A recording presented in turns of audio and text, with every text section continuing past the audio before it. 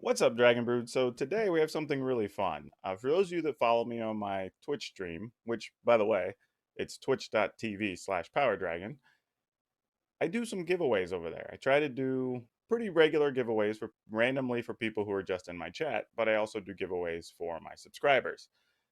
And I had a really fun one this way because I have a bunch of just random magic things I've collected or just game things in general, supplies, dice, whatever. And one of the things I dug up this week was a Shards of Alara starter, which these are old. These are what they used to call starter decks or tournament decks. They're 75 cards randomized. You get 3 rares, 9 uncommons, and the rest commons, and some basic land.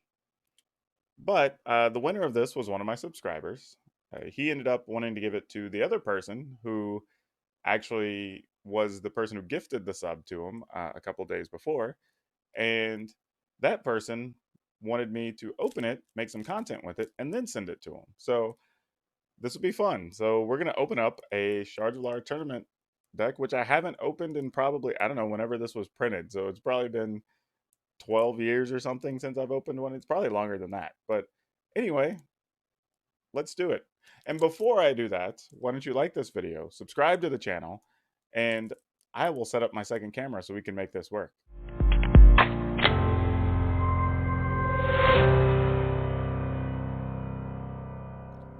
Okay, we're back and we're gonna open this up. So just so people know, sometimes you would find decks that have these little plastic hang tags. They're generally called J hooks when you see them.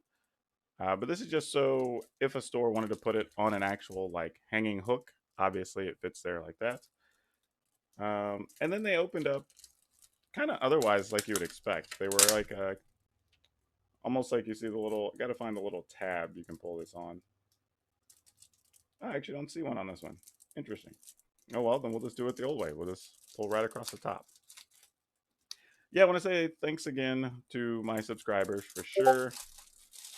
It's always awesome whenever I have people who are that friendly. I mean, I want to take a second here to really give a shout out to my subscribers in general because my chat is always really good. My moderators are really good. I have no complaints about any of the people in my chat. Everybody is super awesome. So shout out to the whole PowrDragn crew over on Twitch. I think y'all are great. It's one of the better. I mean, just it's awesome because I hear about all the negativity that goes on Twitch, and I don't have to deal with any of that, which makes my life very easy when I'm streaming. I don't, it's just super duper awesome. Anyway, I guess I need to give a shout out to Luke821. It was his idea. He was the one who won this. So shout out to you, Luke. Thank you again. And let's get into opening this box. So I know a lot of people haven't seen these. If you started playing Magic, I guess in the last maybe 8 years, 10 years, we haven't really had tournament decks. We've had boosters. We've had Planeswalker decks, fat packs, which became bundles, all these other things, but these don't really exist anymore. This used to be the way we would have to get basic lands, even because you're for a long time, basic lands didn't even come in boosters. Well, not one in every pack, like you know. All right, so we get that. So much wasted plastic, but I get why we have to do it. I'm also going to apologize for the focus a little bit here. This isn't. This is obviously my secondary camera, not the camera I normally use for streaming, of course, and recording. But also, if you ever want to see the type of cameras or equipment I use, I keep it all in the description of my videos. So you can click on that, see it, purchase it on Amazon, whatever. Okay, so this is Ridge Ranet, Steelclad Serpent, Excommunicate, Bane Wasp Affliction, Jungle Weaver, Hissing Jaguar. Like, you know what's awesome, really, as I'm going through these? Like, just the cards are crisp. I mean, for being so old, they've stayed in this box forever. They've been really tight together. So, like, this is a very, like, when you're talking about mint, I mean, this is kind of the fun part about getting to open these old products. Let me see if I can bring it closer to the camera, too, if I can get that in focus so y'all can see those a little bit better. Let's let the camera focus. if it's going to play nice. Maybe it's not. Maybe it just doesn't like these. I don't know. The color's weird for it. Maybe. There we go. All right. So Vectus silencers, resounding. Oh, it was my fingers actually causing it to refocus. That's interesting. Okay. Well, let's hold it here then. Resounding silence.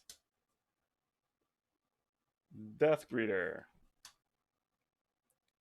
Kitterix Creeper. What's funny is most of these cards I've played in limited way back when, and I don't even play that much draft or sealed anymore, which is funny. I'm mostly a constructed player these days, but I do remember playing with these quite a bit. Used to play all the time. Matter of fact, there were some friends that we would get together, and this started way back around Tempest, honestly, and for about must have been 4 or 5, 6 years, we would get together out at his ranch and we would go draft like once a week. I think it was like every Tuesday night. It was very fun to do, Something I don't do too much these days. But I think it was then just because like we'd collect either prizes from tournament winnings or we would, somebody would get a booster box or whatever and we just draft it. It wasn't really playing for anything. We just play for bragging rights. Occasionally, like once a month, we'd all go buy packs, and like winning team would pick first from the rares or something. But it was good practice because we were all doing PTQs and stuff at the time. Angel Song, Undead Leotau, Bant Panorama, Obelisk of Grixis, which is funny because unless you play like booster draft or not booster, but Commander, it's probably the only time you're going to play that type of card. Blister Beetle, Cavern Thoktar, Spell Snip, Dispeller's Capsule, Guardians of Akrasa, Agony Warp, which was somewhat of a playable card for a bit. Goblin Mountaineer, Shore Snapper, Wave Skimmer Aven. The other thing too is looking at this feels like this was about the time that artwork started to become really different in Magic. I think we had a little bit in Kamigawa Block, but the thing about Kamigawa Block is like it had a very specific look that only applied to that.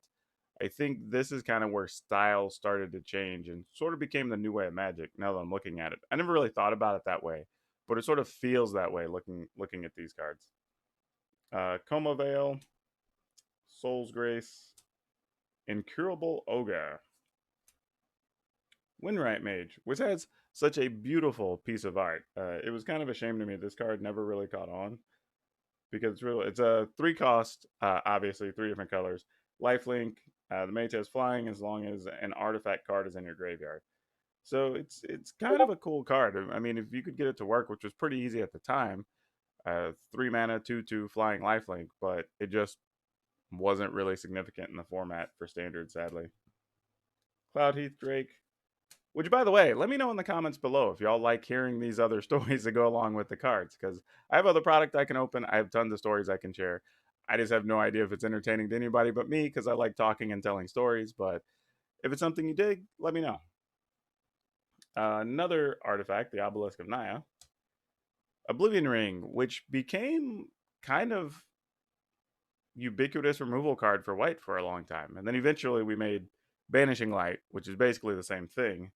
But yeah, it's kind of cool that when this happened, we kind of just thought, oh, okay, cool, this is a neat removal card. And then over time, this sort of became the removal card of choice that R&D would add to sets for white, which is pretty interesting. And then at some point, I don't remember when, I'd have to go look at the dates, but we got Banishing Light, and then now Banishing Light is the new norm for some reason. I'd be interested. I never really asked anybody at R&D when I was there why they made that change, but maybe that's something I should do sometime.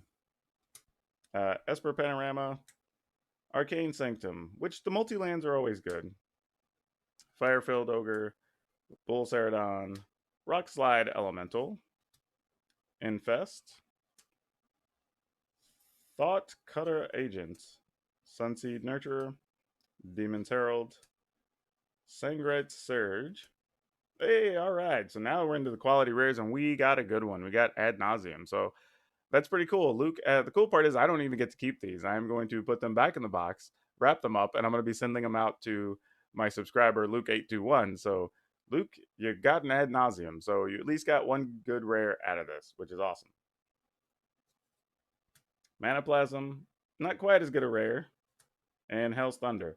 Though not a great rare, I did actually play this in a mono red aggro deck way back when, which is pretty funny. And then it came with this, which was kind of like a rules insert. And this just tells you about the color wedges in this block. So if you wanted to know, like here, for instance, it says Jund. The rule of the vicious Jund shard is eat or be eaten, as the devour keyword makes abundantly clear. As a creature with devour comes into play under your control, you may sacrifice any number. Yeah, you know. But it's cool. They just try to add flavor to the different color wedges and let you kind of know what's going on there. So that's pretty cool that that's there. Well, I wonder what's on the backside, actually. I don't think I ever remember reading the backside. Oh, so this is just kind of an ad. So it's like, hey, here's the thing for F&M. Here's the credits for the set, you know. So that's pretty neat. And then the rest are all just crispy, nice shards, basic lands. Oh, and you did get one foil. I forgot about that. It's funny. It is slightly warped as per foils, but could easily be straightened out. But it is an Esper Panorama foil. So cool. Anyway, that's awesome. So congratulations to Luke821. Again, thanks to everybody in my Twitch chat for being amazing, amazing fans. And this is awesome to do. So maybe we'll do this again. I'm not going to do it with somebody else's prizes. This was totally something that Luke decided he wanted me to do. So I'm doing that for him. But I may do it with some other stuff I have around just so people can see. Or maybe I'll open a couple of old booster packs or something and just see what we have. But anyway, in the comments below, let me know. Did you like seeing this type of stuff? Opening old product? Because that's something we can do. Or did you hate it? I wouldn't mind knowing that either. If you didn't like it, we'll keep it off the channel. We won't do it anymore.